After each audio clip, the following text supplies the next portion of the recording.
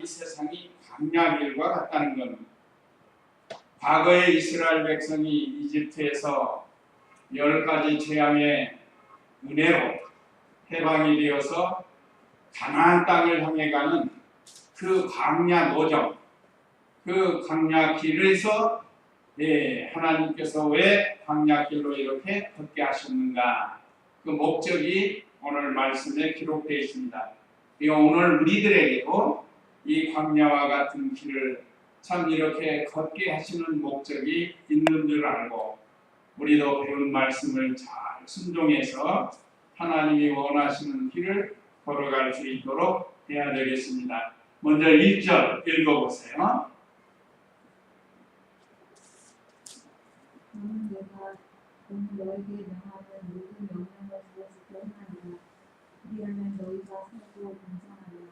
여호와께서 너희 조상에게 맹세하신 그 땅에 들어가라 다시 차지하게 될 것이다.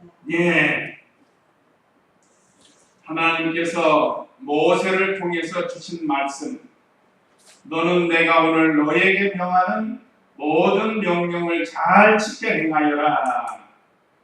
오늘 1절의 내용은 하나님의 명령, 다시 말해 하나님의 말씀을 잘 지키면 복을 주신다는 거예요. 여기 세 가지 1절에 말씀했습니다.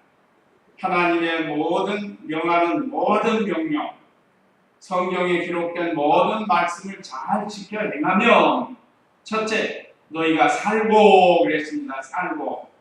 이건 생명이 사는 것을 가르칩니다. 우리도 생명이 죽으면 죽는 거예요. 생명이 끊어지면 죽는 겁니다. 우리는 생명이 두 가지가 있어요.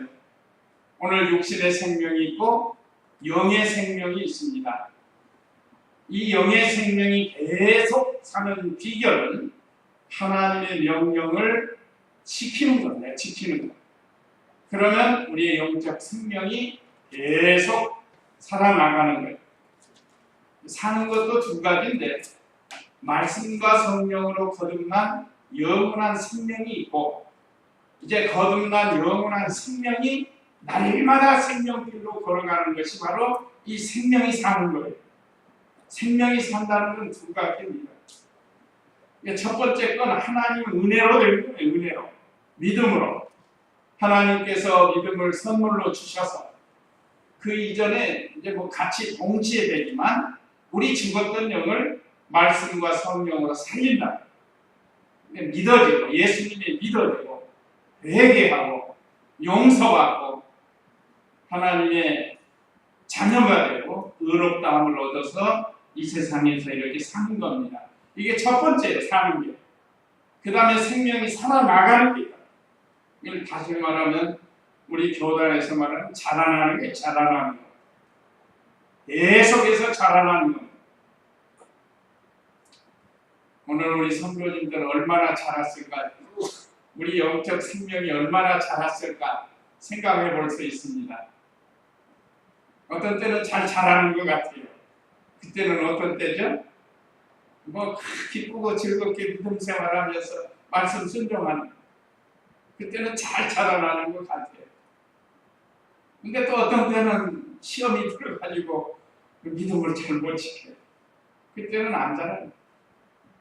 중단되거나 아니면 오그라져, 쭈그러져, 오그라져. 우리 이 하나님이 주신 영적 생명이 날마다 자라나야 된다. 그러려면 기본적으로 뭐를 해야 된다고요? 하나님의 명령을 지키면 자라나는 복을 주신다는, 자라나는 복. 우리에게는 이미 영원한 생명을 예수님 믿음으로 다 받았어요. 이제는 그 생명이 날마다 명령을 지켜서 자라나야 된다. 그 다음에 두 번째는 그리하면 너희가 살고 번성하며 그랬습니다. 두 번째는 번성한다는 거예요. 번성하는 건 잘 되는 걸 가르칩니다. 모든 일 속에서 우리 신앙생활이 잘 되는 걸 가르쳐요. 이 세상적으로 말하면 하는 일이 잘 되는 것도 가르치지만 더 중요한 건 영적인 면으로 잘 되는 거예요. 세상적으로 잘 되고 영적으로 안 되는 건 실패입니다. 그래서 여기 번성하는 건 우리 개인적으로 또 교회적으로 가정적으로 번성해지도록 해야 됩니다. 특별히 우리 개인적으로 이 번성해야 된다. 그 다음에 세 번째는 여호와께서 너희 조상에게 맹세하신 그 땅에 들어가 그것을 차지하게 될 것이다. 열조에게 맹세한 땅을 얻게 해주신다고 했습니다. 그래서 우리가 쭉 이후로 여호수아랑 우리가 통해서 보면 이스라엘 백성이 가나안 땅에 들어가서 그 하나님이 아브라함과 이삭과 야곱 그 후손들에게 약속하신 그 가나안 땅을 차지하게 됩니다. 가나안 7족속, 기록된 족속이 7족속이지 그 외에도 많아요. 족속들이 여러 족속들이 있습니다. 근데 그 족속들을 다 물리치게 하고 쫓아내고 믿음을 지킴으로 그들을 다 쫓아낸다. 여기 가나안의 7족속은 죄를 상징합니다. 죄. 하나님이 이스라엘 백성을 통해서 그 죄인들을 심판하는 거예요. 심판. 그래서 사실 열국의 가장 작은 이스라엘이지만 그들이 그 가나안 모든 족속들을 내어 쫓아내가지고 거기서 이스라엘 나라가 건설이 되는 거예요. 이건 열조에게 맹세한 땅에 말씀을 순종하니까 번성해지는 거예요. 얼마나 많이 번성해졌어요. 자, 이렇게 하나님의 명령을 잘 지키면 복을 받게 되는데, 첫째는 생명이 살고 산다는 건 자라나는 걸 포함하는 것. 그 다음에 번성하고, 세 번째는 열조에게 약속하신 그 땅을 얻게 해주신다. 차지하게 해주신다. 실질적으로 이스라엘하고 가나안 족속하고 싸우면 게임이 안 돼요. 이길 수가 없어요. 그런데 하나님이 함께 하심으로 그들을 다 쫓아낼 수 있고 또 전쟁에서 승리할 수 있도록 해주셨습니다. 자, 우리가 여호수아를 통해서 이 가나안 땅 요단강을 건너서 첫 성을 만나는데 그게 무슨 성이죠? 여리고성이에요. 여리고성. 도저히 이스라엘 스스로는 이길 수 없는 그런 성입니다. 그런데 하나님이 하루에 한 바퀴씩 엿새 동안 돌고 제7일은 7바퀴를 돌므로 인해서 그 성이 와르르 무너져 버렸어요. 이건 사람의 힘으로 무너뜨릴 수가 없는 성이에요. 그런데 아이성에 가서는 여리고성보다 훨씬 작은 성이에요. 그래서 군사 3,000명 보냈잖아요. 근데 어떻게 됐어요? 패전을 하지 않았습니다. 패전에서 오히려 36명이 죽었어요. 이스라엘. 그리고 얼마나 이스라엘 진영에 통곡이 일어났어요. 그 큰 여리고성을 이기고 작은 아이성에서 패전을 해요. 왜? 하나님이 함께 안 하셨기 때문에. 왜 그랬죠? 왜 그랬어요? 그건 죄 때문에, 아간이 지은 범죄 때문에. 이게 하나님이 함께 해주시지 않으면 이와 같이 패전할 수밖에 없다는 겁니다. 자, 그 다음에 이제 구체적으로 40년 동안 광야길을 걷게 하신 목적이 이제 2절, 3절 또 기록이 되는데 2절 읽어보세요. 너는 여호와 내 하나님께서 이 40년 동안 광야에서 너를 인도하셨던 그 모든 길을 기억하라. 이는 너를 낮추고 시험하셔서 내가 그분의 명령을 잘 지키는 자, 안 지키는 자, 내 마음속에 있는 것을 알아보시는 것이었다.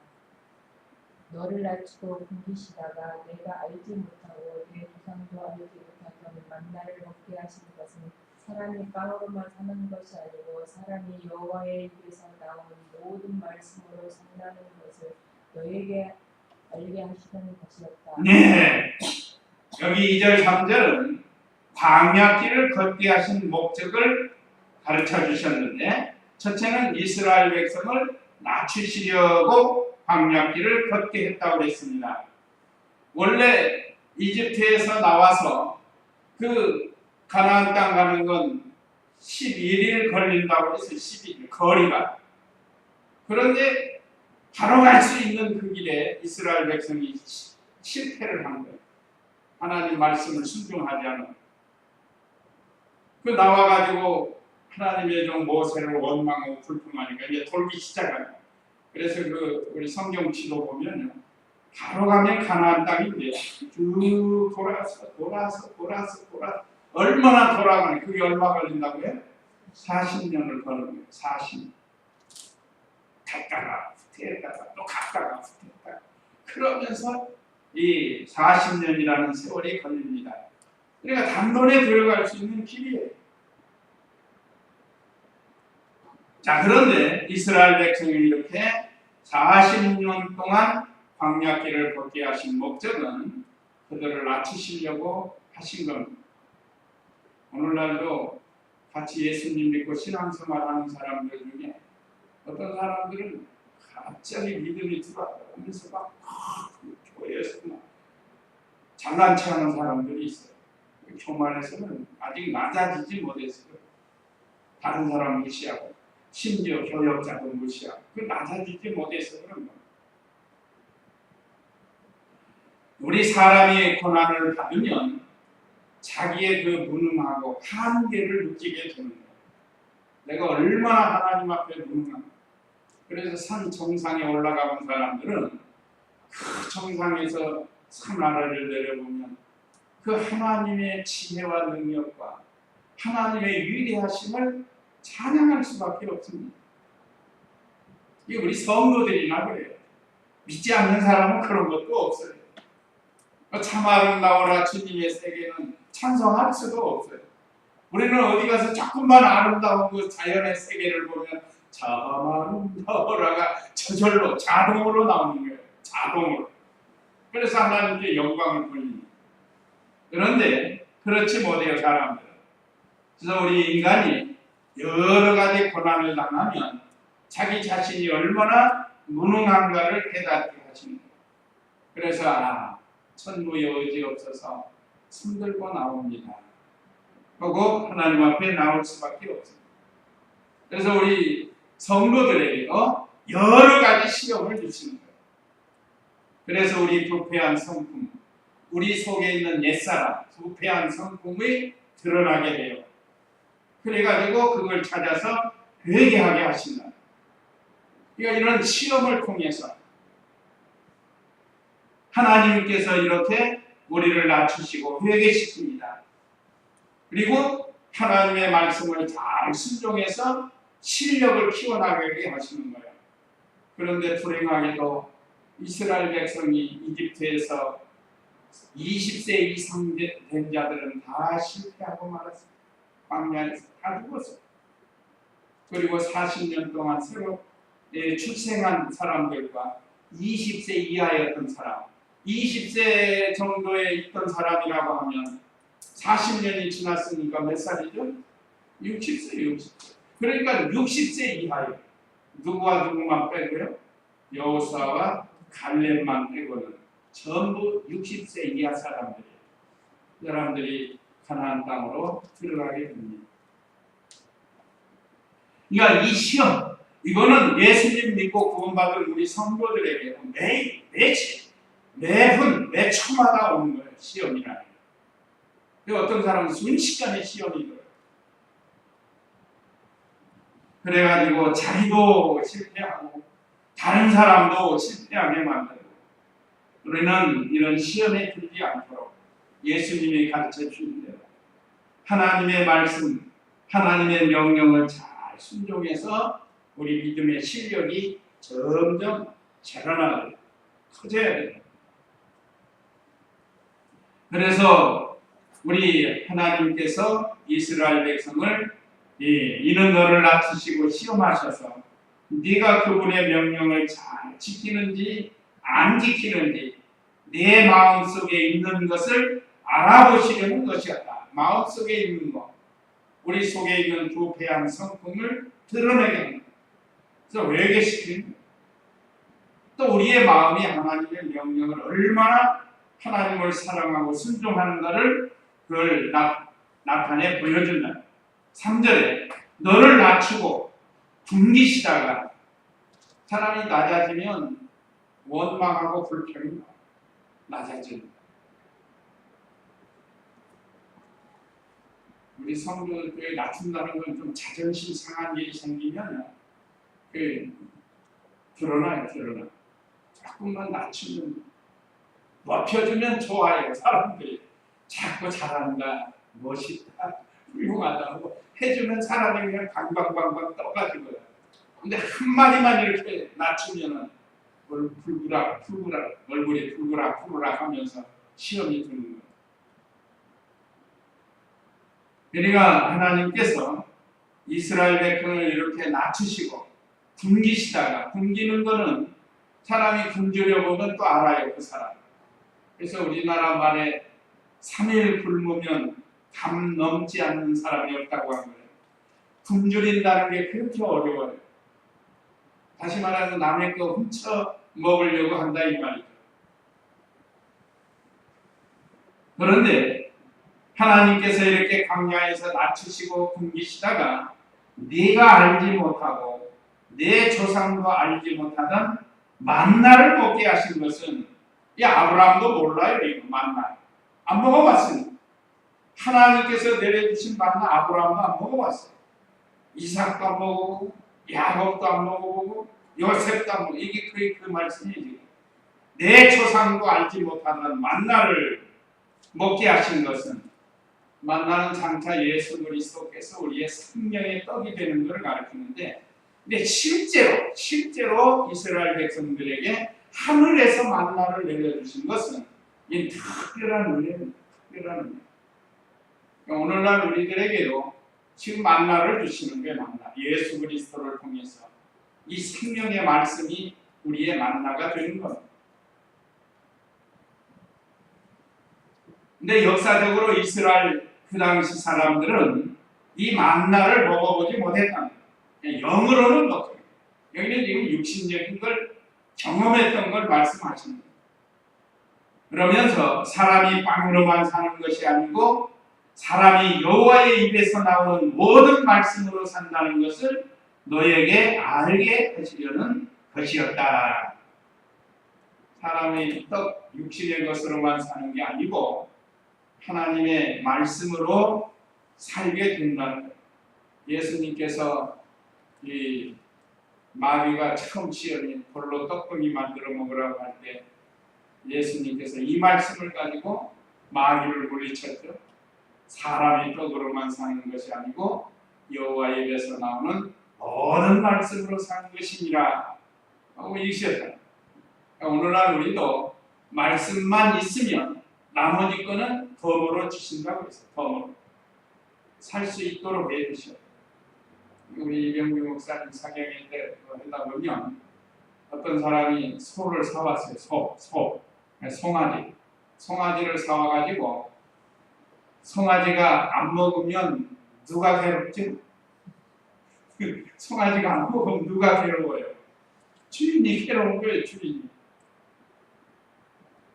송아지가 병나면 누가 안타까워하죠? 주인이 괴로워하는 거예요. 그와 같이 하나님께서 우리들에게도 예수 그리스도를 통해서 영원한 생명을 주셨는데 하나님께서 우리를 돌보시지 않겠느냐 이 말이에요.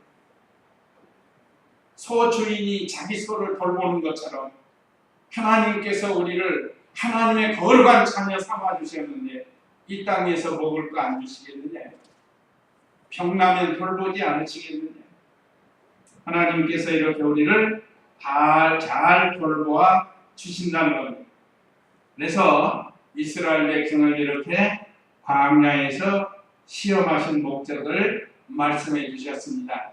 그 다음에 4절로 6절은 하나님께서 40년 동안 지켜주신 내용의 말씀입니다. 네, 4절 읽어보세요. 40년 동안 내 몸에 거친 옷이 헤어지지 않았고 내 발이 부르뜨지 않았다. 너는 사람이 자기 아들을 훈련하듯이 여호와의 하나님께서도 너를 훈련하시는 것을 명심하여 여호와의 하나님의 명령을 지키고 그분의 길을 걸으며 그분을 경외하리라. 예, 40년 동안 하나님이 지켜주신 거예요. 4절에 보면 이 40년 동안 내 몸에 걸친 옷이 헤어지지 않았고 내 발이 부르트지 않았다. 어떤 사람들은 이 말씀을 가지고 서로 토론을 해요. 어떻게 해서 옷이 헤어지지 않았고 어떻게 해서 발이 부르트지 않았을까? 발이 부르트지 않은 건 뭐 가다가 쉬면은 괜찮으니까 뭐 할 수 있다고 하지만 옷이만 옷. 40년 동안 말하자면 20살 먹은 사람들이 있잖아요. 광야에서 이집트에서 나온 사람. 그러면 60세 되더라. 옷이 어떻게 있었겠느냐 이 말이에요. 옷이. 근데 깊이 생각할 거 없어요. 그냥 하나님이 되게 해주신 거예요. 뭐 어떤 방법으로든지 되게 해주신 거라. 그걸 일일이 성경에 기록 안 해서 그러죠.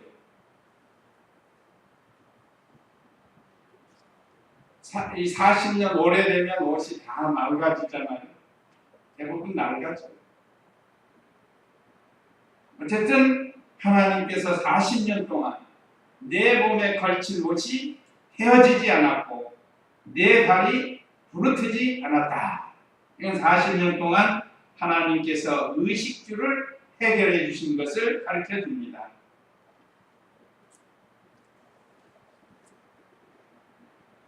그러니까 어떻게 해서 그렇게 됐을까?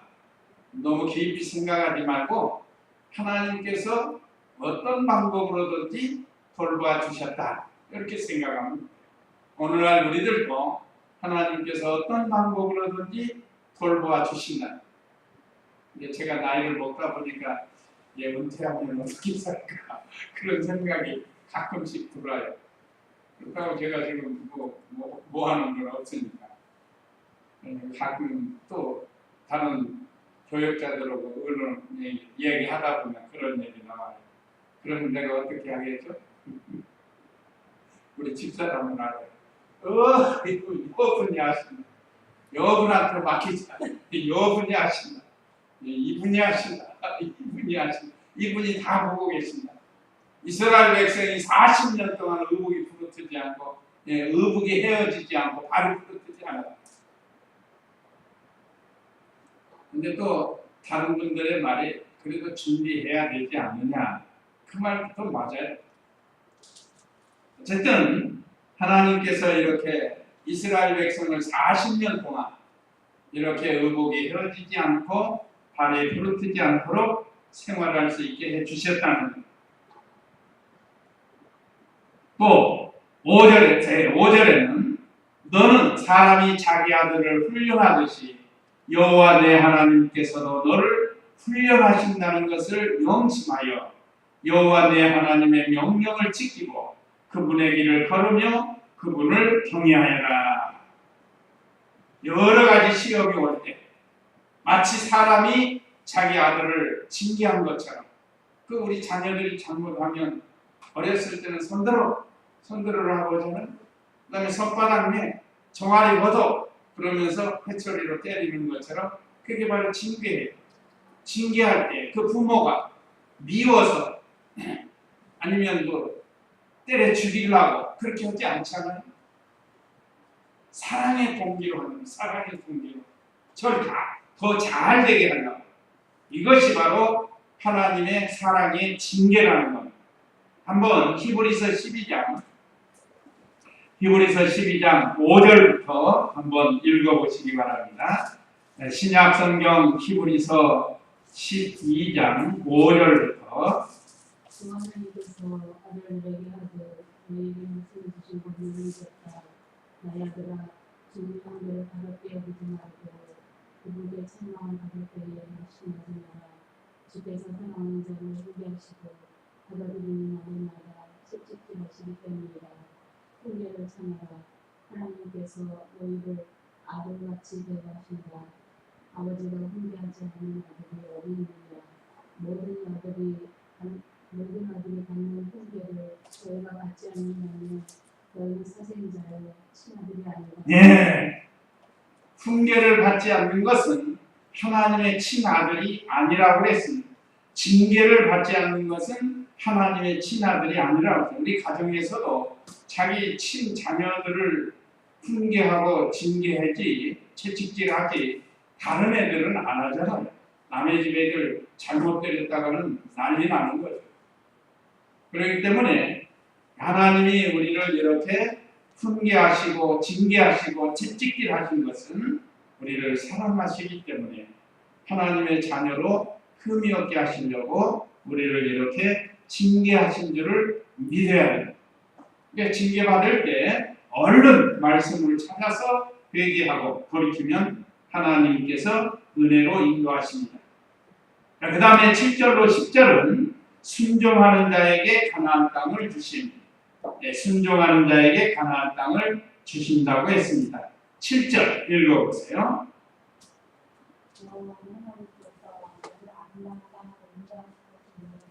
그것은 물자기와 산에서 수령들과 생물과 지하수가 솟아나서 물과 물이와 흙과 물어가와 산물과 강이나 내일도 기름과 꿀이 나는 땅이나. 예. 참 순종하는 자에게 아름다운 땅을 주신다고 했습니다. 오늘날도 하나님 말씀을 순종하는 자에게 그 좋은 것으로 준다는 게 아름다운 좋은 것으로 주신다는 거예요. 자, 먼저 여기 7절에 보면 여호와 내 하나님께서 너를 아름다운 땅으로 인도할 것이니 그곳은 골짜기와 산에서 시냇물과 샘물과 지하수가 솟아나고. 이거 보면 사람이 사는 데 있어서 무엇이 중요해요? 물이 상당히 중요합니다. 물. 이번에 아주 많이 느꼈죠. 우리나라 또 뭐 가끔 그래요. 오늘 우리 비 많이 맞죠? 비 엄청 쏟아졌어요. 순천에도 비 좀 맞습니까? 와, 막 번개 천둥하면서 엄청 쏟아졌어요. 하여간 물이 얼마나 필요한가를 여기서도 기록했습니다. 골짜기에서 산에서 시냇물과 샘물과 지하수가 솟아나고. 우리 사람이 사는 데 있어서 모든 생물이 사는 데 있어서는 물이 없이는 살 수가 없다는 거예요. 물이 있어야 삽니다. 물보다 더 소중한 게 있어요. 우리 사람이 사는 데 있어서 뭐지? 공기요, 공기. 우리 숨쉬는 공기. 이거는 물보다도 사실은 더 중요해요. 물이 없으면 그래도 얼마 동안은 살 수 있잖아요. 공기가 없으면 10분도 뭐 오래 산다고 해서 10분 살 수 있다고 해도 10분 지나면 다 죽는 거예요. 그러니까 하나님이 세상 심판하는 이 공기를 오염시키면 다 죽을 수 있습니다. 요즘 공기가 상당히 문제돼요. 미세먼지도 문제가 되고 순식간에 다 죽일 수 있다. 18만 5천 명 순식간에 죽었는데 일종의 이런 거예요. 이런 거. 그 지역의 공기를 차단을 시켜야 돼요. 그럼 그날 밤 다 죽는 거예요. 어쨌든 하나님의 말씀을 잘 순종하는 자에게 아름다운 것, 다시 말하면 좋은 것으로 주신다는 겁니다. 첫째, 여기 어떻게 주시는가? 오늘 보니까 물이 좋은 땅, 아름다운 게 물이 좋은 땅이야. 물. 요즘도 물이 좋아야 되냐? 엊그제 뉴스가 보니까 사람들이 지금 공기가 안 좋으니까 저 지리산에서 공기를 만들어가지고, 이건 이미 오래전에 다른 나라에서 나왔어요. 다른 나라에서 공기를 사서 마신다는 거예요. 공기. 앞으로 우리나라도 이 물이 지금 돈으로 팔려나간 지 몇 년 됐잖아요. 공기도 그럴 것 같아요. 공기도 그 담아가지고 판대요. 그렇게 나왔어요. 지금 저 지리산에서 좋은 공기를 갖다가 판다고 하는데, 어쨌든 여기 물이 좋은 땅, 사람이나 생물이 가장 필요한 이 물. 그래서 전 강물 보면 너무 감사합니다. 그리고 한강 지나다닐 때 보면 그 많은 사람들이 그 물로 생활할 수 있는 거. 먹고 살고 생활할 수 있는 게 얼마나 감사해요.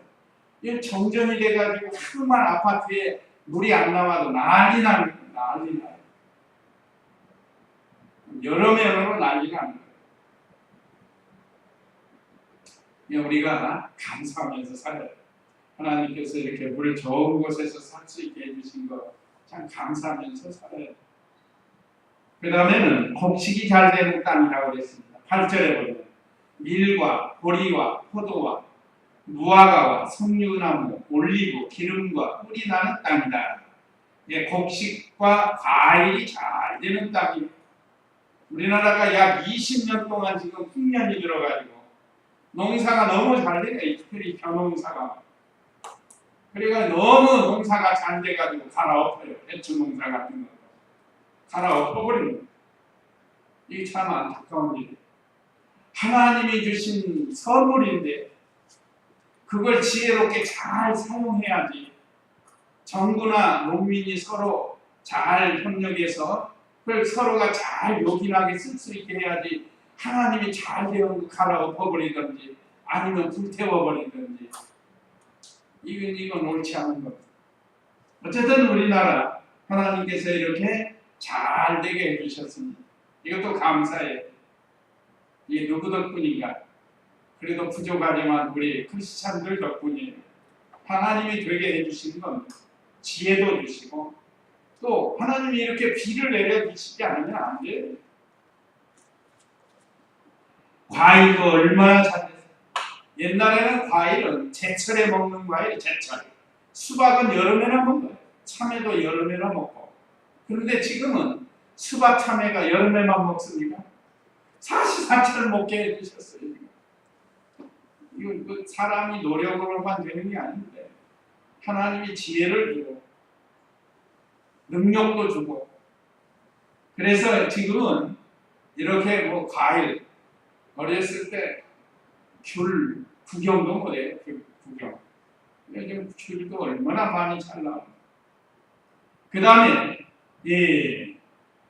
광물이 잘 되게 해준다고 했습니다. 9절 읽어보세요. 9절.